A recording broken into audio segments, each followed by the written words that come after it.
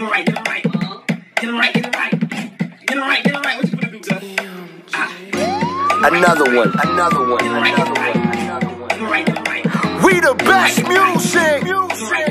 The legacy continues. Welcome back to Real Talk Sports. As always, I'm your host, Valencia King, and thanks so much for tuning in on this edition as we talk about the Dallas Mavericks, unfortunately, falling to the Charlotte Hornets. Final score of 102-98. Now, with the last 15 seconds of the game, the Mavs had a chance to get the last shot, tie, or even take the win, but unfortunately, we had a turnover by our rookie, Dennis Smith Jr., and you'll hear head coach of the Dallas Mavericks, Rick Carlisle, talk about the last 90 seconds of the game and what he saw. Well, you know, we just looked at the last 90 seconds with the team. You know, this break tomorrow, Monday, is our last two-day break of the season, so we're going to be off tomorrow. I want our guys to clear their heads and get rest. I wanted to look at the film of tonight's end of the game and just move on from there. So we looked at the last 90 seconds, made a couple of really good defensive plays. Nerlens just tip in was a great play. You know, in that situation, he tried to stop and change and reject, and it just mishandled it a little bit. So we looked at it, and he could have been in a little bit better position to start it off. But the great thing about it is it's a situation he's going to be in many times in his career. And you know, in a season like this, where you know wins have been hard to come by, and we're out of the playoffs, these experiences now are extremely valuable. So, you know, everyone learns from, you know, at the end of the game, we had some other mistakes and we had some other good plays. You got to reinforce the good and correct the stuff that needs correcting. As you can see behind me for the Charlotte Hornets is Dwight Howard. He is currently signing some autographs and taking some pictures with some fans, so that's always a good thing. I got a chance to catch up with him after the game and talk about his journey in the NBA, what got him to this point as he is now a 14-year veteran in the NBA. 14 years in the league so far. How has the love and appreciation for basketball changed from your rookie season up until now? I've always loved this game. You know, this has always been my dream to play in the NBA. It's always a passion of mine. And despite, you know, certain things that have happened, you know, over the years, my love for the game has grown. And I'm just thankful for what this game has done for me. Being able to see the world, being able to stay in some really good hotels, things that as a kid you look on TV like, man, I wish one day I could be here, you know. So to be here, you know, I'm very thankful, coming from where I come from. But I've held on to my dream and I'm still living it, so I'm just blessed. Coming from where you come from, throughout your journey in the NBA, no matter the team, you've always been involved in the communities. Why is that so important for you? Well, I think it's always important to give.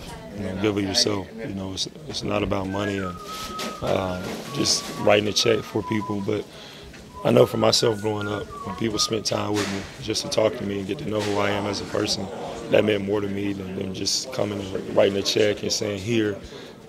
But just that knowledge, you know, that people was giving me growing up, you know, I love giving that back. You know, so anytime I do something in the community, it's not just to say, hey, I'm here, but it's like to really try to make an impact on whoever's there, and whether if it's a child, whether it's a grown-up, whoever it may be, you know, put a smile on their face, because you never know what people go through.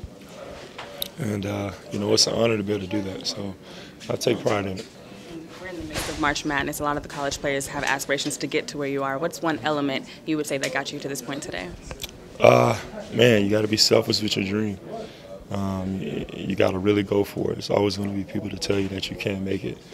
This world is filled with, you know, negativity, and you got to find a way to stay positive and keep positivity around you, and only have people that want to lift you up, not people that's trying to pull you down. So it's always going to be that in this world, and it's something that we can't run from, but we can choose who we surround ourselves with. And I would just always tell the younger generation, surround yourself with people that's going to uplift you, people that's going to hold your name to a high standard, and they're going to make sure that whatever you do, that you do it to the best of your ability. And like I always tell people, if I'm going to eat, you're going to eat too, you know. So it's always about uplifting each other. Our rookie highlight for Real Talk Sports tonight was with Dwayne Bacon of the Charlotte Hornets. I got a chance to ask him how he's coming into his own during his rookie season, what advice he's gotten from the vets along the way, and of course, what's on his pregame playlist. Late in the game, just talk about how you're coming together in your rookie season. Just doing what I got to do as far as the defense end. and making the plays I got to make on offense when the ball comes to me. You got some veterans on the team. What have they been teaching you this season? Just staying locked in and control what you can control. When it's your time will come. And I feel like right now, as I'm in the rotation, I'm doing everything I can, just to help the team out. When you think about at the beginning of your rookie season, have you grown as a player in ways you may not have expected? Oh, definitely. I just got better all around. Shooting, preparing for games, defense, offense, learning. The way I learn is totally different from when I came in because, I got it's a lot of older guys that, been here for a while, so I'm just learning from those guys. You may not be ready to give advice necessarily, but when the college players are looking at you and want to get to your position, what's one element you would say that got you here today?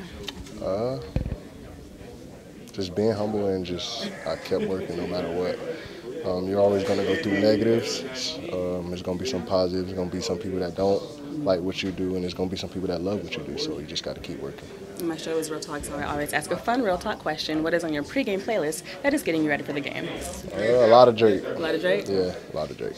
Well, oh yeah. The Hornets have a few rookies on their roster, but we saw two in action tonight in Malik Monk and Dwayne Bacon. I got a chance to talk to their head coach, Steve Clifford, about the production he's seen from those two throughout this NBA season.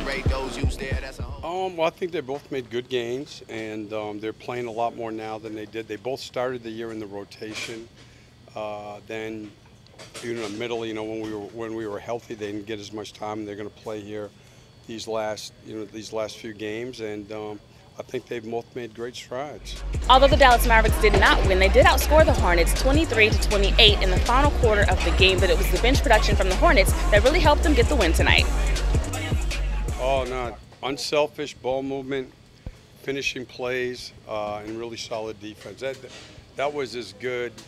We had gotten into a rhythm with Cody, MCW, Jeremy Lamb, Frank, Travion, where the second unit was playing really well.